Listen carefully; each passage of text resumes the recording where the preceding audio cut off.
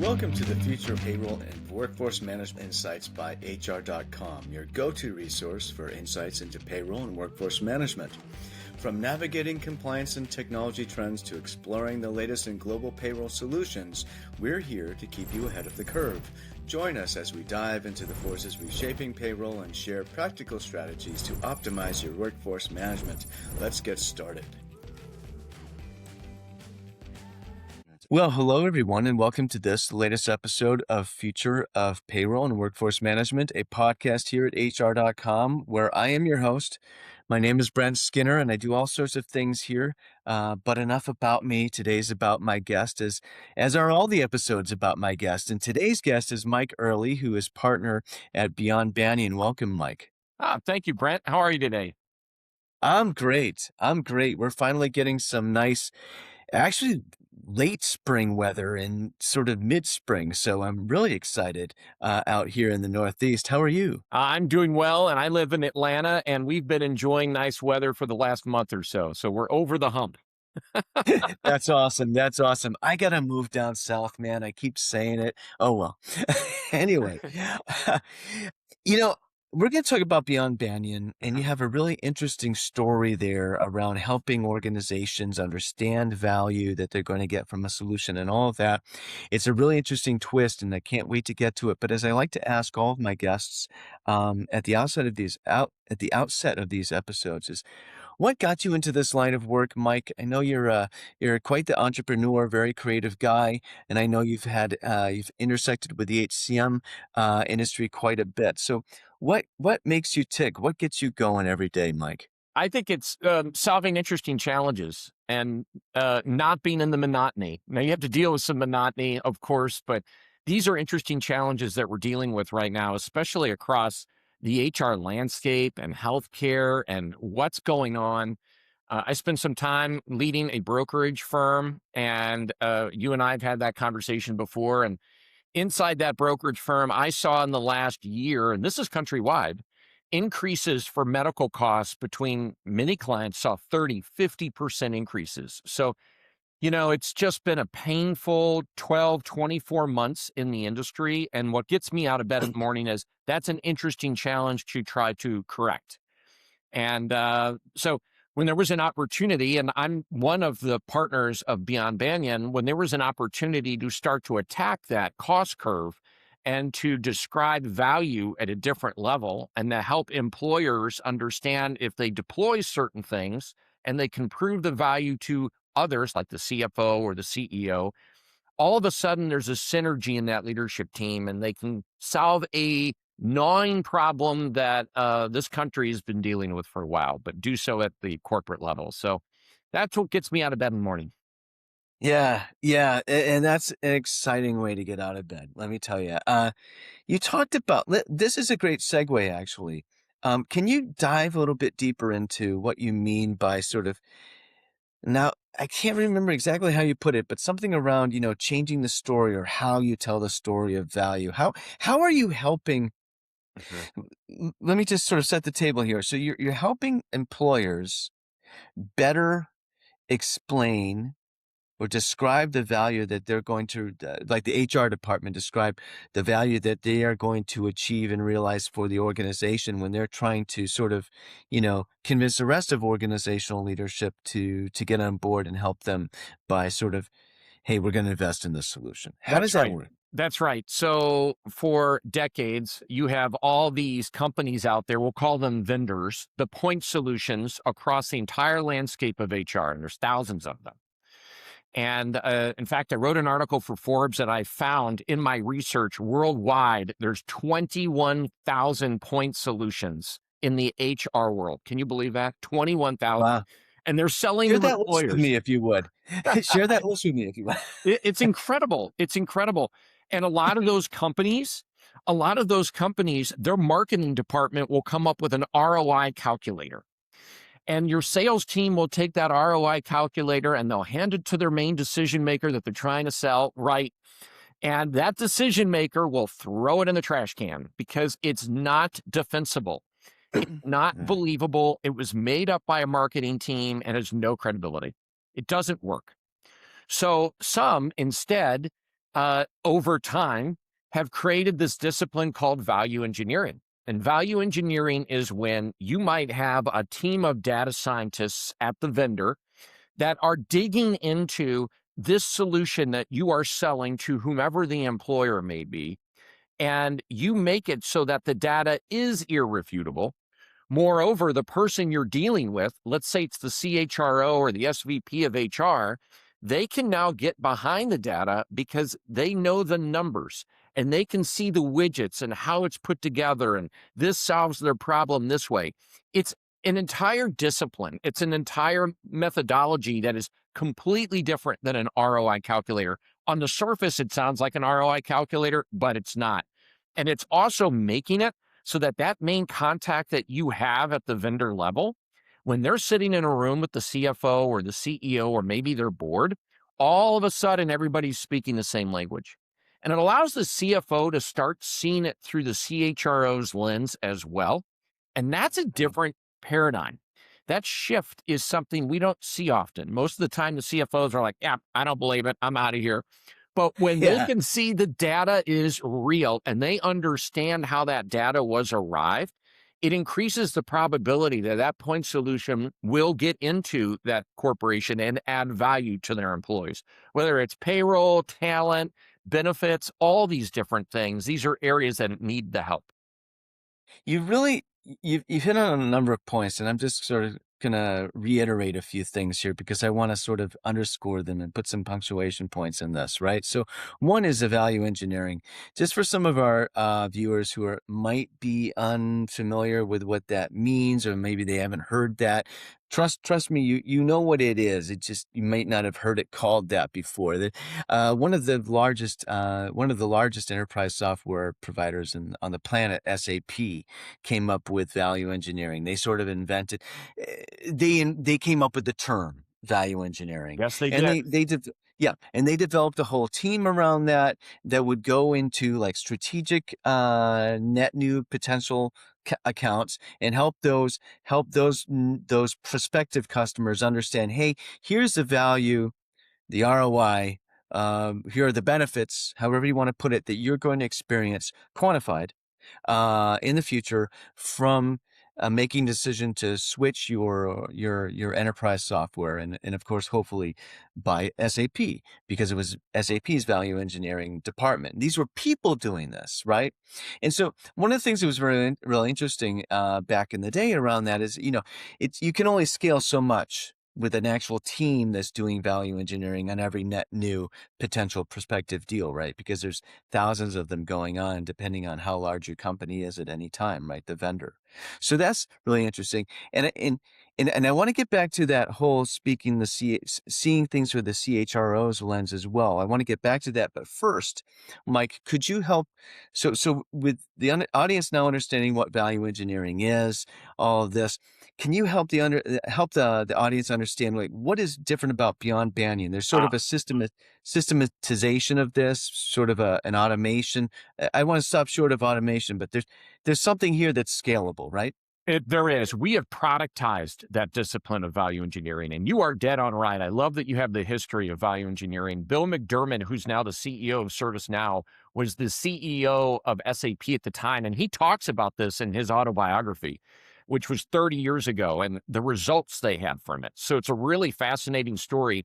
Then we, the partners, we all worked at Aon Hewitt, which turned into Alight, and we had an entire team of data scientists. It's like a department of 30 people that were working on these things all the time. We've come up with a way to productize that so that for a very efficient process, that can be put into a point solution or an HR solution, and you don't need 15 data scientists at a company. And it's a software. We've also been able to surround that with some of our own team that has that expertise and can provide value to the employer. And then right behind it, and this is really interesting, this is a pivot, it's value realization. So it's one thing to have value engineering. Now let's help that employer that just put this in prove it over time. And that's called Yeah. value realization. And we're doing that too. I have some experience doing value realization actually in a previous life, and that is not an easy pivot, It is not an right? easy Because pivot. We have some people on our team freaked out, but it's working. We're getting into all sorts of stuff. We're getting kind of the how the sausage is made and SaaS software, SaaS sales, right? Honestly, to be quite candid, right? So this is a little bit of a tangent, but I just want to sort of share this. There's often a sort of a disconnect at the handoff. Okay, Totally. the net new customer signs the dotted line, and there's this wealth of sort of brand new institutional knowledge on the vendor side of what that new customer is like, what they need, and all this kind of stuff, and why they bought the solution and all of that. And it kind of gets lost to the ether because it's all in the salesperson's head, right? And I was talking with one chief customer success officer, I'd say maybe about 5, 6 years ago, at one of the large vendors in this space. I won't mention who it was, but it's a very well-known name in the HR SaaS space. And he said, we don't, because I was asking him, how do you do this? How do you make sure that this knowledge is makes its way to the implementation team, and then live sort of institutionally with your customer success officers later on? And every vendor has a different kind of name for their customer success officers. In fact, I don't know if any of them actually call them customer success officers. But anyway, so he said to me, and I loved this. He said, we don't expect our salespeople not to be salespeople. So they have like a because the salesperson's the minute they sell, they're on to the next deal. They're like a shark moving in the water, and you want them doing that, to be honest, right? You And do, you but when wouldn't you're expect. the customer, you hate that. Well, yeah, you do. But here's the thing: what they have is they had sort of a forensic team go in. And right at the moment of the handoff, the forensic team would go in and sort of do like a live interview of the salesperson and download all of the information and any documents they have, and they would collate it and make sure it was all sort of put together and in for some sort of repository for that particular customer, and that helped them move forward. And the reason I brought that up is because that's one of the big impediments to kind of getting to value realization. You can do value realization, but it's much better to have benchmarks, right? From your before versus after, right? And before the new solution and after the new solution. And there you can argue about how, existentially how what that actually means, right? But there is a before and after, and it's tough to argue with it's better now than it was before, right? So if you're able to show that, I'm rambling a little bit, but that value realization piece of it after you do the value engineering, really interesting. It's And so important, and I don't think you're rambling at all. I'm passionate about that. If you don't have it, then you're actually exposing the company. All that salesperson's work to get the deal done could go right out the window a year later, because then that company, the client, doesn't believe that they're getting the value that they anticipated. The realization keeps it right in front of that leadership team, showing how this is making a real impact. Huge, so important. Yeah, it is. It is. One last thing I just want to point out is a little bit of another tangent. And I want to talk about the CFO seeing things through the Oh, yeah. CHRO's lens, which is kind of a nice irony coming from this, because you're trying to speak the CFO's language and you're actually ending up achieving in the other direction as well. You mentioned the ROI calculators. Yeah, we've all seen them, and it sounds great to a marketing department, right? And it actually is good for a marketing department because you will attract new leads to your website, new CHROs that are going to check out your solution. They'll do a little ROI calculator and say, "Oh, okay, this is interesting." And now you've captured them into your lead nurturing system. So the ROI calculators have their place, but they're not to be used at sort of the bottom of the funnel of the sales cycle. You could not have said that better. It will, if a salesperson is thinking that's going to get the deal done, that's an unwise salesperson. The ROI calculators are only for illustrative purposes, maybe earlier on. But when you get deep into the deal and you're working on the final stage before close, it's really has to be quantified at a totally respectable level that everyone can stand behind. I keep coming back to the word irrefutable. It has to be irrefutable for the buyer to understand how the data was calculated and where the data was sourced. And is it really their data? That's really important. And so that's there. Yeah, yeah. And you got my marketing thinking going here, and how you can actually maybe even tie the ROI calculator at the outset of the lead relationship to the value engineering piece of it way down at the bottom of the funnel, even to create sort of the even the veneer of, hey, we've taken your data from the very beginning of our relationship with you Mhm. all the way to this point where we're almost working together. That would be something to think about. But let's get to this piece about seeing things through the CHRO's lens. Yeah. What does that look like, Mike? Well, that's all of a sudden, I think CHROs got a real bad rap during COVID.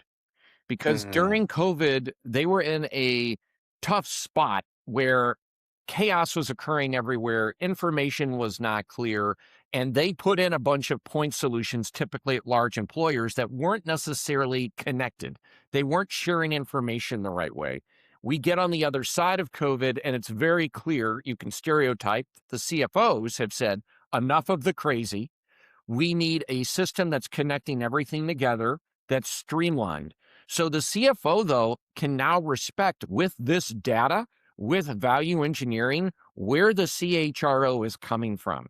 And they can now start to understand, oh, okay, for retention or even hiring or for cost savings over time, the CFO needs to get involved. I referenced a Forbes article. I had another one recently, and the whole nature of that article was around the CEO and the CFOs are now taking HR so seriously because they have no choice. The costs of everything has exploded, especially in healthcare, and it's decimating a lot of bottom lines of companies. So the CFO is definitely looking through the CHRO's lens now.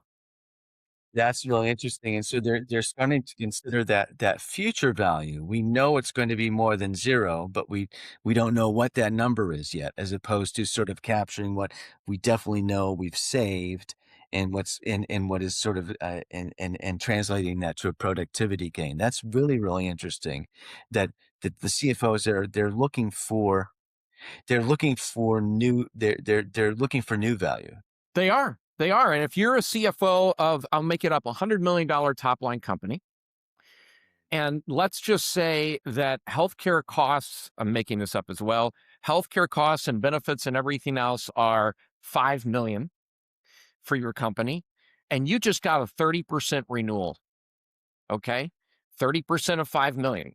That's a big number. That's not funny. That's 1.5 million of bottom line hit.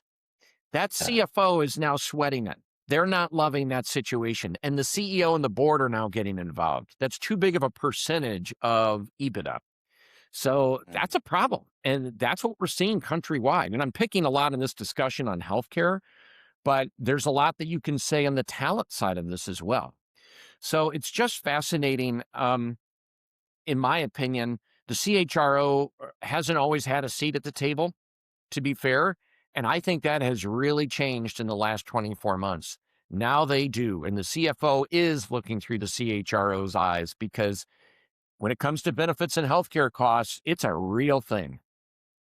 What's so interesting about this too is that, you know, I I can imagine a lot of a lot of HR leaders, right? And they're so used to being seen as sort of a place to cut, really, maybe, or, Mhm. to kind of, hey, I'm a cost center, and I got to watch out because, oh, the company's taking a $1.5 million hit, like you just described.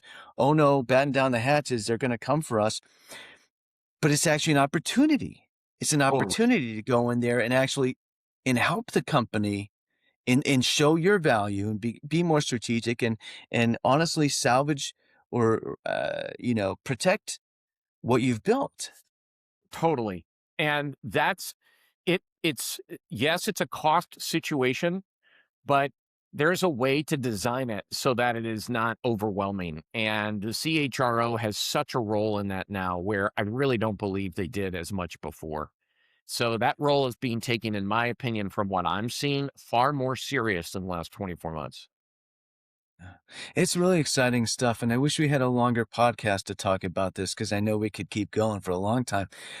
Thank you so much, Mike, for joining me today for this episode of the podcast. However, it's really fascinating and honestly encouraging stuff. Brent, you're welcome. I've appreciated the conversation and always enjoy these types of topics. Thanks for tuning in to the Future of Workforce Management and Payroll Insights by HR.com. We hope today's episode brought you valuable insights and fresh perspectives on the future of payroll and workforce management. Be sure to check out more episodes and explore resources at HR.com/podcast or wherever you listen to podcasts. Until next time, keep innovating and making a difference in the world of payroll and workforce management.